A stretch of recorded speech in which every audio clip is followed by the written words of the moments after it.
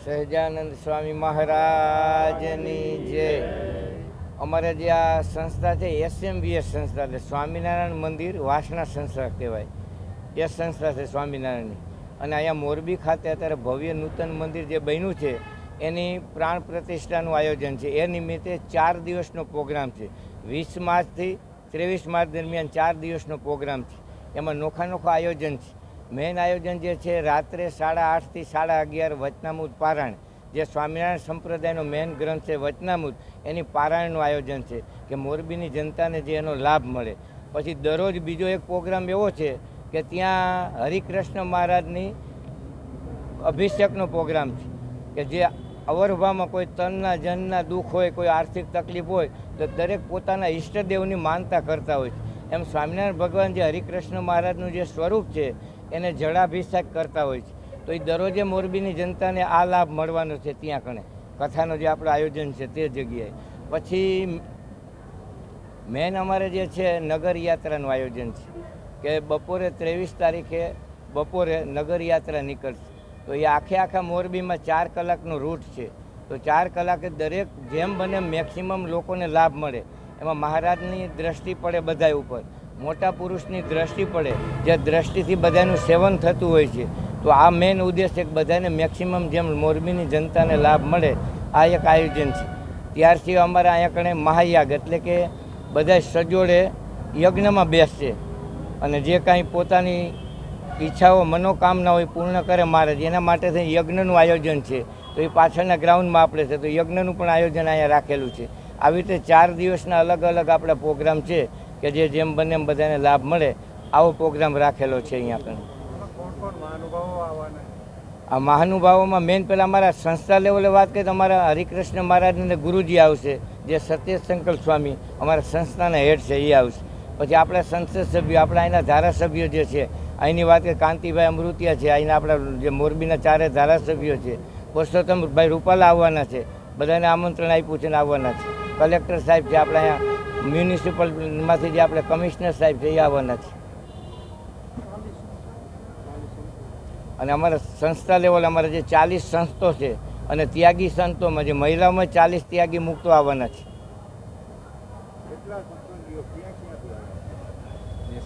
અમારે જે અમદાવાદથી, વડોદરાથી, રાજકોટથી, સુરેન્દ્રનગરથી અને આમ કચ્છમાંથી મેન મુખ્ય એટલા જ, બાકી એ સિવાય બીજા તો આવશે, પણ મેન 4 સેન્ટરમાંથી આવવાના છે। હરિભક્તો આવશે અમારે 400 હરિભક્તો આવશે।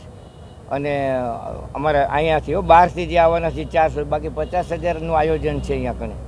જય સ્વામિનારાયણ। આપણી મોરબીની ધાર્મિક પ્રજા માટે અને એના ઉત્સાહને બળ આપવા માટે નજીકના સમયમાં સનાળા બાયપાસ ખાતેનું જે મંદિર છે SMVS સ્વામિનારાયણ મંદિર, એનો ભવ્યથી ભવ્ય એવો એક પ્રોગ્રામ ચાલુ થઈ રહ્યો છે, જેની વિગત તો આપી છે, પણ છતાંય એની અંદર જે કંઈ વક્તા તરીકે જે આવવાના છે એ સત્ય સંકલ્પ દાસ સ્વામી છે આવવાના છે। એની એક મહાનતા એ છે કે એને એક સ્વયં સ્વામિનારાયણ ભગવાને દીક્ષા આપી છે અને 40 વર્ષ પહેલાં દીક્ષા આપેલી છે અને આટલો સમયથી આ સંસ્થામાં કાર્યરત છે જુદી જુદી રીતે। હવે એ સ્વામીની લાભ મોરબીની ધાર્મિક પ્રજાને મળવાનો છે। આ સતત 20, 21, 22 તારીખ સુધી સતત રાત્રે 8:30 થી 12:30 વાગ્યા સુધી સતત હેપી ફેમિલી વિશે આજની જે જરૂરિયાત છે હેપી ફેમિલી અને શાંતિની, એના માટે સરસ મજાનું વિવેચન અને પ્રવચન આપવાના છે। તો આપના સર્વના માધ્યમ મારફતે હું આપને એવી વિનંતી કરું છું કે મોરબીની ધાર્મિક પ્રજા આ ઉત્સવની અંદર આવે, માણે અને સરસ મજાના સ્વામીશ્રીના દર્શન કરે એવી આગ્રહભરી તમારા દ્વારા મારી વિનંતી છે। સાથે સાથે આ આયામની અંદર આપણે બીજું એક મસ્ત મજાનું આયોજન કરેલું છે। એ આયોજનમાં એવું છે કે 23 તારીખે આપણી મૂર્તિ પ્રતિષ્ઠા છે। મૂર્તિ પ્રતિષ્ઠાને દિવસે આપણે મોરબીમાં 45,000 ફેમિલીને આમંત્રણ આપ્યું છે, નામજોગ આમંત્રણ આપ્યું છે। એટલે એ ગુજરાત મોરબીની પબ્લિક તો અવશ્ય આવશે જ, પણ છતાંય અમારાથી પણ કોઈ જગ્યા વિસ્તાર રહી ગયો હોય તો આપના માધ્યમ દ્વારા આનો બહોળો પ્રચાર અને પ્રસિદ્ધિ કરવા વિનંતી। આ સાથે 23 તારીખના રોજ બપોરે 1 વાગે પણ આપણા અહીંયા જમણવાર છે અને રાત્રે 7 વાગે જમણવાર છે। એની અંદર અમારો 25 થી 30 હજાર હરિભક્તોનો જમણવાર છે। આ જમણવારની સાથે સ્વામિનારાયણ ભગવાને એવું કહ્યું છે કે કલ્યાણ તો આ દુનિયાનું કરવું જ છે, પણ કેમ કરવું એકથી તો થાય નહીં. પણ ગુરુજીએ એવા આશીર્વાદ આપ્યા છે કે આ મૂર્તિ પ્રતિષ્ઠાની અંદર કોઈ પણ આવશે, જમશે, સ્પર્શ કરશે, દર્શન કરશે, ઇવન પ્રસાદીનો પણ લેશે, એનું પણ આ વખતે છેલ્લો જન્મ કરી અને આત્યંતિક કલ્યાણ કરવું છે. હવે ગુરુજીની સાથે હું ગયો તો આમંત્રણ આપવા માટે. એ વખતે સ્વામીએ પણ એવું પણ મને કહ્યું છે, નહીં આપણા ખાલી મનુષ્ય, પણ આની અંદર મંદિરથી સામે કોઈ પસાર થશે, કોઈ હાથ જોડશે, કોઈ દર્શન કરશે, ઇવન આ પ્રસાદનો એઠ કે જે કીડી મકોડો પણ જમશે તો એનું પણ આત્યંતિક કલ્યાણ કરવું એવું ગુરુજીએ વચન આપ્યું છે. અને ગુરુજી એ આવા આશીર્વાદ આપ્યા છે. એ દિવસે આશીર્વાદ આપે છે કે સ્વયં સ્વામિનારાયણ ભગવાને સત્યસંકલ્પ સ્વામીને દીક્ષા આપેલી છે. અને એ વખતે સ્વામિનારાયણ ભગવાને ખુદ મૂર્તિમાંથી પ્રગટ થઈ અને ભાલેને તિલક કરેલું છે અને ખુદ નામ એને પણ આપ્યું છે, ભગવાને જ નામ આપેલું છે સત્યસંકલ્પ દાસી. પછી એને એવું પણ કહ્યું છે કે મોક્ષ સંબંધી જે કંઈ જીવના તું સંકલ્પ કરીશ એની જવાબદારી મારી. એટલે એના બળથી, મહારાજના બળથી ગુરુજી આપણે કહી રહ્યા છે કે ઉત્સવની અંદર જે કોઈ આવશે એનું બધાયનું મનુષ્ય, પશુ, પંખી, અહીંથી મંદિરમાંથી જે ઉપરથી પક્ષી પણ નીકળશે એ પક્ષીનું પણ આત્યંતિક કલ્યાણ કરવાનું એવા ભવ્ય કોલ આપેલા છે. અને આપણે હું પુનઃ નમ્ર વિનંતી કરું છું કે આપણા માધ્યમ દ્વારા મોરબીની ધર્મપ્રિય જનતાને ખૂબ એવો પ્રચાર અને પ્રસાર કરો. અમે તો કરેલો છે, પણ છતાંય અમને પણ થોડાક સહભાગી થઈ અને આ ઉત્સવની અંદર મોરબીની તમામ પબ્લિક આવે અને આનો લાભ લે એવી આપણા તરફથી મારી નમ્રભરી વિનંતી છે. તો એવું આવું આયોજન અમને સહકાર આપી અને આપ કરશો એવું હું આશા રાખું છું. જય સ્વામિનારાયણ. સ્વામિનારાયણ. આપણી મોરબીની ધાર્મિક પ્રજા માટે અને એના ઉત્સાહને બળ આપવા માટે નજીકના સમયમાં સનાળા બાયપાસ ખાતેનું જે મંદિર છે SMVS સ્વામિનારાયણ મંદિર, એનો ભવ્યથી ભવ્ય એવો એક પ્રોગ્રામ ચાલુ થઈ રહ્યો છે. જેની વિગત તો આપી છે, પણ છતાંય એની અંદર જે કંઈ વક્તા તરીકે જે આવવાના છે એ સત્યસંકલ્પ દાસ સ્વામી છે આવવાના છે. એની એક મહાનતા એ છે કે એને એક સ્વયં સ્વામિનારાયણ ભગવાને દીક્ષા આપી છે અને 40 વર્ષ પહેલાં દીક્ષા આપેલી છે અને આટલો સમયથી આ સંસ્થામાં કાર્યરત છે જુદી જુદી રીતે.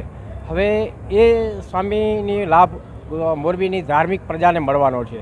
આ સતત 20, 21, 22 તારીખ સુધી સતત રાત્રે 8:30 થી 12:30 વાગ્યા સુધી સતત હેપી ફેમિલી વિશે આજની જે જરૂરિયાત છે હેપી ફેમિલી અને શાંતિની, એના માટે સરસ મજાનું વિવેચન અને પ્રવચન આપવાના છે. તો આપના સર્વના માધ્યમ મારફતે હું આપને એવી વિનંતી કરું છું કે મોરબીની ધાર્મિક પ્રજા આ ઉત્સવની અંદર આવે, માણે અને સરસ મજાના સ્વામીશ્રીના દર્શન કરે એવી આગ્રહભરી તમારા દ્વારા મારી વિનંતી છે. સાથે સાથે આ આયામની અંદર આપણે બીજું એક મસ્ત મજાનું આયોજન કરેલું છે. એ આયોજનમાં એવું છે કે 23 તારીખે આપણી મૂર્તિ પ્રતિષ્ઠા છે. મૂર્તિ પ્રતિષ્ઠાને દિવસે આપણે મોરબીમાં 45,000 ફેમિલીને આમંત્રણ આપ્યું છે, નામજોગ આમંત્રણ આપ્યું છે. એટલે એ ગુજરાત મોરબીની પબ્લિક તો અવશ્ય આવશે જ, પણ છતાંય અમારાથી પણ કોઈ જગ્યા વિસ્તાર રહી ગયો હોય તો આપના માધ્યમ દ્વારા આનો બહોળો પ્રચાર અને પ્રસિદ્ધિ કરવા વિનંતી. આ સાથે 23 તારીખના રોજ બપોરે 1 વાગે પણ આપણા અહીં જમણવાર છે અને રાત્રે 7 વાગે જમણવાર છે. એની અંદર અમારો 25 થી 30,000 હરિભક્તોનો જમણવાર છે. આ જમણવારની સાથે સ્વામિનારાયણ ભગવાને એવું કહ્યું છે કે કલ્યાણ તો આ દુનિયાનું કરવું જ છે, પણ કેમ કરવું એકથી તો થાય નહીં. પણ ગુરુજીએ એવા આશીર્વાદ આપ્યા છે કે આ મૂર્તિ પ્રતિષ્ઠાની અંદર કોઈ પણ આવશે, જમશે, સ્પર્શ કરશે, દર્શન કરશે, ઇવન પ્રસાદીનો પણ લેશે, એનું પણ આ વખતે છેલ્લો જન્મ કરી અને આત્યંતિક કલ્યાણ કરવું છે. હવે ગુરુજીની સાથે હું ગયો તો આમંત્રણ આપવા માટે. એ વખતે સ્વામીએ પણ એવું પણ મને કહ્યું છે, નહીં આપણા ખાલી મનુષ્ય, પણ આની અંદર મંદિરથી સામે કોઈ પસાર થશે, કોઈ હાથ જોડશે, કોઈ દર્શન કરશે, ઇવન આ પ્રસાદનો એઠ કે જે કીડી મકોડો પણ જમશે તો એનું પણ આત્યંતિક કલ્યાણ કરવું એવું ગુરુજીએ વચન આપ્યું છે. અને ગુરુજી એ આવા આશીર્વાદ આપ્યા છે. એ દિવસે આશીર્વાદ આપે છે કે સ્વયં સ્વામિનારાયણ ભગવાને સત્ય સંકલ્પ સ્વામીને દીક્ષા આપેલી છે અને એ વખતે સ્વામિનારાયણ ભગવાને ખુદ મૂર્તિમાંથી પ્રગટ થઈ અને ભાલેને ચિલક કરેલું છે અને ખુદ નામ એને પણ આપ્યું છે, ભગવાને જ નામ આપેલું છે સત્ય સંકલ્પ દાસી. પછી એને એવું પણ કહ્યું છે કે મોક્ષ સંબંધી જે કંઈ જીવના તું સંકલ્પ કરીશ એની જવાબદારી મારી. એટલે એના બળથી, મહારાજના બળથી ગુરુજી આપણને કહી રહ્યા છે કે ઉત્સવની અંદર જે કોઈ આવશે એનું બધાયનું મનુષ્ય, પશુ, પંખી, અહીંથી મંદિરમાંથી જે ઉપરથી પક્ષી પણ નીકળશે એ પક્ષીનું પણ અત્યંત કલ્યાણ કરવાનું એવા કોલ, ભવ્ય કોલ આપેલા છે. અને આપણે હું પુનઃ નમ્ર વિનંતી કરું છું કે આપણા માધ્યમ દ્વારા મોરબીની ધર્મપ્રિય જનતાને ખૂબ એવો પ્રચાર અને પ્રસાર કરો. અમે તો કરેલો છે પણ છતાંય અમને પણ થોડાક સહભાગી થઈ અને આ ઉત્સવની અંદર મોરબીની તમામ પબ્લિક આવે અને આનો લાભ લે એવી આપણા તરફથી મારી નમ્રભરી વિનંતી છે. તો એવું આવું આયોજન અમને સહકાર આપી અને આપ કરશો એવું હું આશા રાખું છું. જય સ્વામિનારાયણ.